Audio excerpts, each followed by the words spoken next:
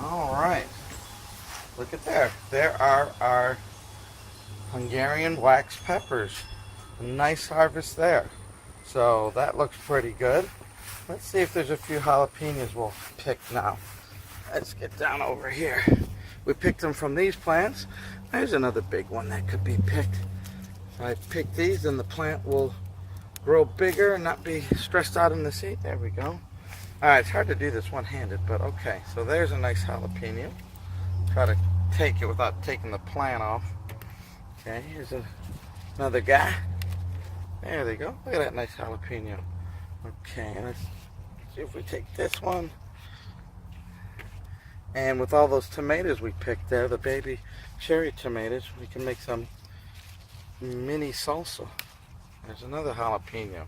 Alright, these guys are little. I'll take him too. That way we'll keep the plant going. Alright, so there's some jalapenos. Boy, I tell you folks, these ghost peppers, it's time to pick them in it. I mean, I could get them redder, but this guy's definitely done. Let's see if I can pull this without, again, killing the plant. Alright, that's hot, folks. Put that in your mouth, you'll be crying. Alright, here's another guy. Let me get around here and take it off without destroying the plant. There we go. And they have them in all sorts of colors too, folks. They got them in chocolate and peach and all these various colors that they've, I guess, made a hybrids out of. Here's a little red guy here. There you go. We'll pick a couple of those. Like I say, I mean, they can go probably even deep redder, but we'll just pick a few just to get the plant going here. Let's see about the yellow guys over here. Yeah, look at that. That's a little green at the stem. A little green at the stem. This is full yellow. I'm going to pick that. These other ones were green at the stem. I'll give them another day. There we go. So there's your yeller ghost pepper. Okay. And the other little jalapeno plant. Let's pick some of these guys too. Without destroying the plant. There we go. Let's see if we grab this guy. Alright. Let's see. There's lots and lots of little guys here still. He's a kind of a fairly good size. Let's grab him. Alright. Where else can we pick?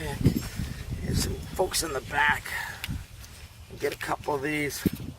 Like I say, by kind of pruning them down here, the plant will get a little bit stronger and bigger as we go through the seed. But it's okay to have little jalapenos too. They taste just as good as the big guy. What else we got here? Alright, that's kind of good. Alright, so we got our basket of peppers. Now we also do a quick canning there where you put them in the vinegar and that, and instead of like canning and all that stuff, we've been putting them in vinegar to preserve them, and they last a good long time. So you can do that too. How's the rest of it going? I tell you folks, here are all those ghost peppers on this side. The blackberry plants, they're growing. You know, we haven't got like a killer harvest, but they're growing and they're starting, and it's, you know, we got them in these containers. Maybe I'll move them to bigger containers or something, but so far so good. We've had berries and we just kind of come out and pick it and eat it real quick. And they're still making flowers, still berries, right? So there's lots going on there. And then of course the sweet potatoes. I'm gonna put this basket down. Alright, so I don't prop it. So the sweet potatoes, well, they're vining all over the place, folks. Sweet potatoes like heat. And let me get this vine. And I just kind of every once in a while come back over here and make sure that they're all trellising up my makeshift trellis. Yes, sweet potatoes grow on the ground and they make vines and then they reroot. And that's fine, but you know, you got to have acres to have them do all that. But you can grow them in containers. And let's see here. Yeah, the vines are trying to wrap the vines around.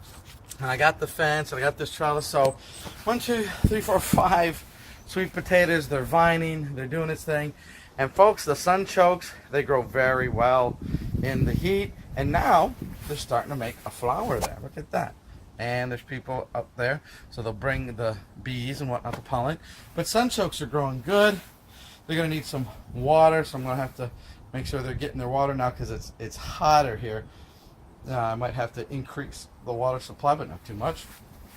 And of course, of the potatoes, no potatoes, and this guy now has some potatoes, and there's really just one sprout there. So I'm gonna probably put some dirt, bury it up, as you know you're supposed to do as they get higher. But I probably started the potatoes too late, folks, and we'll have that better experience maybe in the fall. We can do a fall potato harvest or something like that, a planting.